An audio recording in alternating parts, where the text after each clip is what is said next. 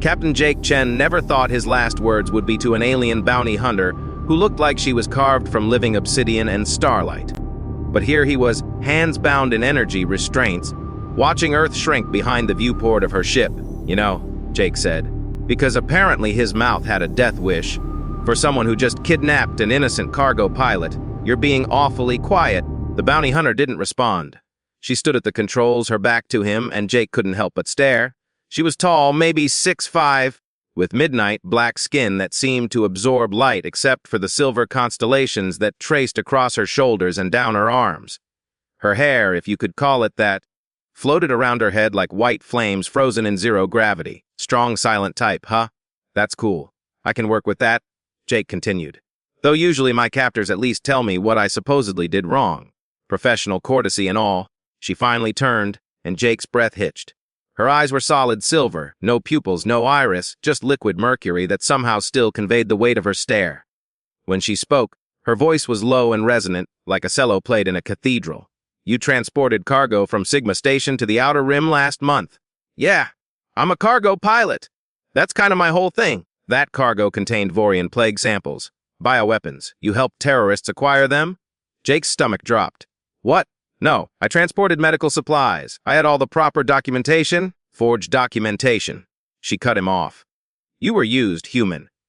But that doesn't change the fact that 3 colonies are now under quarantine because of what you delivered." The weight of her words crushed down on him. 3 colonies. Thousands of lives. "I didn't know," he whispered.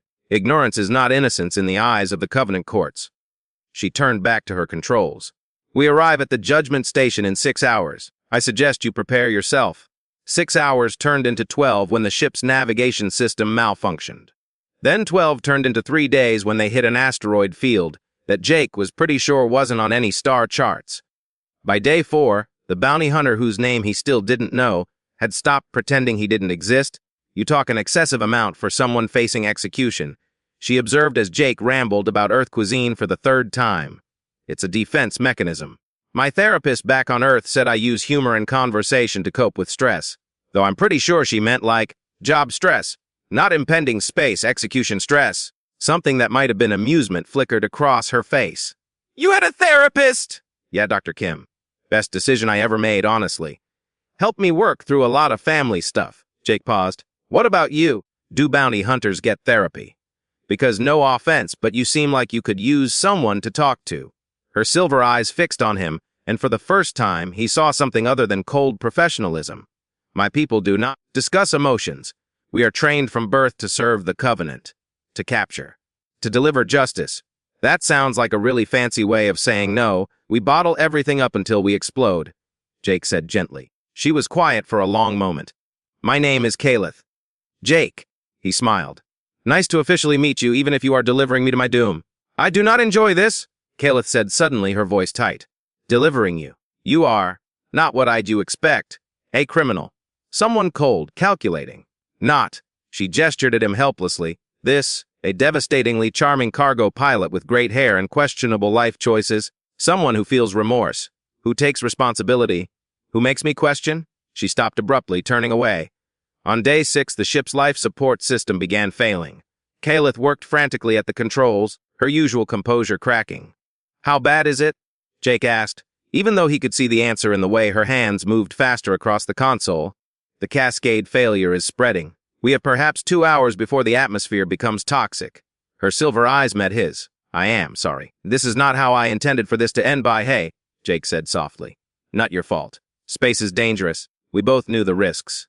Caleth shook her head, and Jake realized with shock that her eyes were glistening. Could aliens cry? Apparently these ones could. "I should release you," she said. "You should not die in restraints like a criminal. You are not." Her voice broke. "You are not a criminal." She deactivated his bonds, and Jake rubbed his wrists. They stood there in the dimming light of the failing ship, 2 beings from different worlds, facing the end together. "For what it's worth," Jake said, "you're not so bad yourself. For a bounty hunter who kidnapped me." "I did not want to," Caleth whispered. "From the moment I saw your file, saw your face, I felt something. My people, we do not feel these things. We are designed to be above such biological impulses." "What kind of impulses?" Jake's heart was pounding. She stepped closer, close enough that he could see the silver patterns on her skin pulse with light. The desire to protect rather than capture. To know someone rather than deliver them. To touch, her hand hovered near his face. Rather than restrain, Jake reached up and guided her hand to his cheek. Her skin was surprisingly warm, textured like velvet over steel. Then touch, he said. Khalid's breath caught, a very human sound from a very alien being. Her other hand came up to frame his face, her silver eyes searching his. If we survive this, the Covenant will punish me for what I'm about to do. What are you about to do? Instead of answering, she pressed her forehead to his. Suddenly, Jake's mind exploded with sensation. He could feel her feelings, her thoughts, the loneliness of centuries spent hunting, never connecting, never belonging. And she could feel his guilt over the colonies, his fear of death, and underneath it all, a growing attachment to her that defied all logic. This is forbidden, she breathed. A neural bond. It is only supposed to form between life-bonded pairs of my species. So why is it working with me? Because, her voice trembled, you are compatible. Your neural pattern resonates with mine in a way that should be impossible. The odds are, I don't care about odds, Jake said, wrapping his arms around her.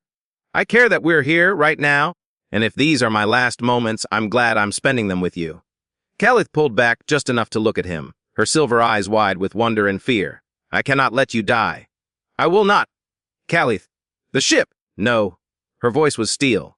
I am activating the emergency protocol. It will drain all remaining power and send a distress beacon. We will be found, but that leaves us with no life support at all. We'll have maybe 20 minutes. Then we have 20 minutes.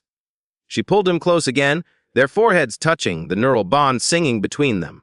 And I will use every second to keep you warm, to share my oxygen, to keep you alive until help arrives. That's insane? Yes, she agreed. It is completely illogical, inefficient, against every principle of my training. Her hands tightened on him. And I do not care. You called this a defense mechanism earlier, this emotional connection humans form. But I think it is something else. I think it is what makes your species remarkable. And I think, her voice dropped to barely a whisper. I think I understand now why the Covenant fears it. Fears what? Love, Khalid said simply. It makes one do irrational things. Dangerous things. It makes a bounty hunter refuse to deliver her prisoner. It makes calculated beings become unpredictable. Jake laughed, slightly hysterical. Are you saying you love me? We've known each other 6 days. My people do not experience time as you do. 6 days with you has felt like lifetimes. And when I thought I would lose you, she stopped her control, finally shattering. I cannot lose you. Then don't, Jake said fiercely. We survived this together. And then what? Then, Khalid said. I face the Covenant courts. I tell them you were used, manipulated. I present evidence I've been gathering during our journey. And I resign my position? Khalid, no. Yes, she said firmly. Because a bounty hunter cannot have attachments, cannot have bonds, cannot have, she looked at him with such naked emotion that Jake's chest ached, cannot have love. But a former bounty hunter, she can have all of those things. The ship shuddered, and warning lights flashed red. The temperature was already dropping. Khalid wrapped herself around Jake, her larger frame sheltering him as she shared her body heat. Through their bond, he felt her determination, her fierce protectiveness, her absolute refusal to let him go. I said, see you never to you, once. Jake murmured against her shoulder. When I thought this was just a simple arrest. That's not how this works, human. Khalid replied, echoing her earlier words but with an entirely different meaning. Once bonded, we are forever connected. In this life and whatever comes after? Forever's a long time. Not long enough, she whispered. They held each other as the ship grew colder, as the air grew thin, as the distress beacon pulsed out into the void. Jake didn't know if they'd be found in time. Didn't know if Khalid's plan would work, if he'd be pardoned, if they'd have a future together. But he knew one thing with absolute certainty. He'd found something in the darkness of space that he'd been searching for his whole life without knowing it. Not adventure or fortune or glory. Connection. Belonging. Home. And if that home happened to be in the arms of an alien bounty hunter who defied her entire society to save him, who broke every rule she'd ever learned to choose love over duty. Well, Jake thought as Kaylee's warmth surrounded him and her silver eyes promised impossible things, there were definitely worse ways to spend forever. Even if forever only lasted 20 more minutes. Though knowing his luck and Kaylee's stubbornness, Jake had a feeling their story was just beginning.